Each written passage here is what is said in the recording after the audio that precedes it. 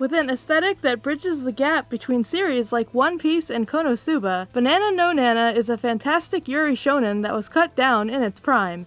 Had this manga not been cancelled, it could have ushered in a golden age of action and adventure stories in the Yuri genre. Like many shoujo manga written in the late 2000s, this manga has a somewhat moe art style. However, this style is contrasted by intense action. The author doesn't pull any punches with their portrayal of damage and injury either. The artwork is visually appealing and boasts a good variety of character designs. My favorite thing about the art is the inclusion of seinen artistic elements to contrast the moe. The story centers on Nana, who gets by in life through the power of bananas, and Ringo, who has killer legs.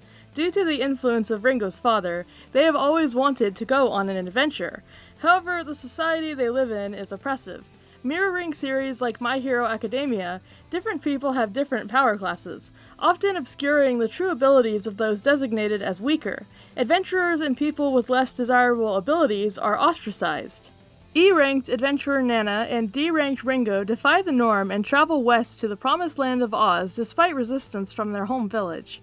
If they can make it there, they will be granted one wish. The subplot of their journey is to find Ringo's father, who disappeared when both main characters were children.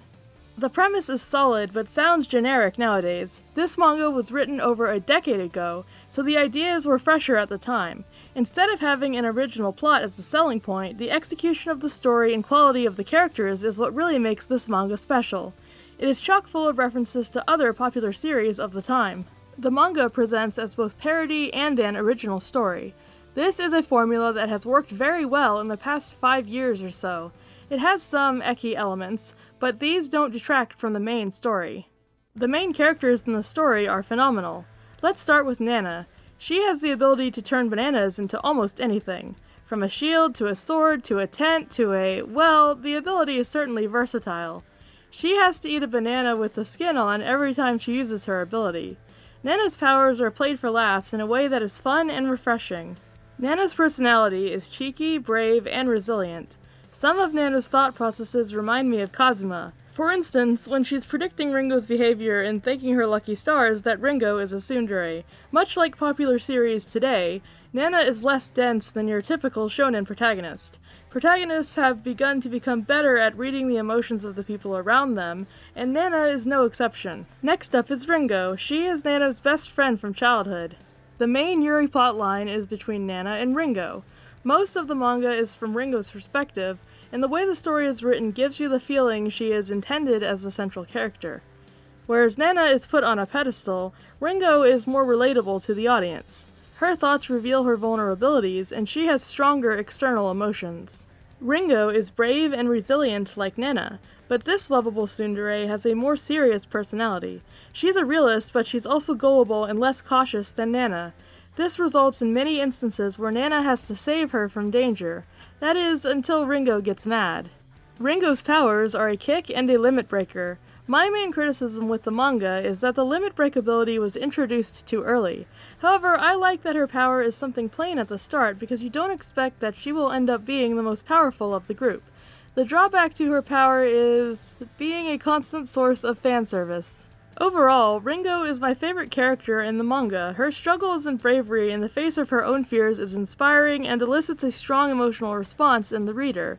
Both main characters play off one another well and fit the storyline impeccably.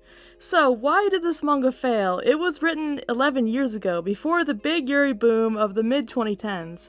Breakout series like Dragon Maid, Citrus, and Sakura Trick had not yet graced shelves and screens and brought the genre more exposure. If we rewind just one decade, Yuri was much more niche. There hasn't been a lot of overlap between Yuri and shonen. As a result, there was no way for fans of the shonen and action genres to have an introduction to a series they would have loved. The fan translators had trouble raising funds to continue the English translations for Banana no Nana, which weren't completed until 2014. By that time, the series had long been rushed to completion after being cancelled. Speaking of which, around chapter 10, the pace of the story snaps and sets up to rocket the characters 2 years into the future. The ending has some merit and gives a twist on the ending of a popular Yuri franchise of its time. However, the series was cancelled right after it explained the overarching politics of the world. What was ramping up to be a long-running shonen series abandoned its direction because the author had no time to develop the plot. I firmly believe that this mangaka is a literary genius. They pulled off the best conclusion they could have, given the circumstances. The crazy high potential of this story remains. However, the mangaka is now deceased. Sadly, they passed away in 2019. It would be incredible if another author could pick this up where it left off before the mangaka was informed of the cancellation. Since that is unlikely to happen, it's still worth reading and appreciating the work of this wonderful creator. Be sure to leave a comment if you'd like to see more videos about obscure but awesome Yuri series. I'd like to help keep underrated stories from being overlooked. Feel free to leave a suggestion if there's something you want covered.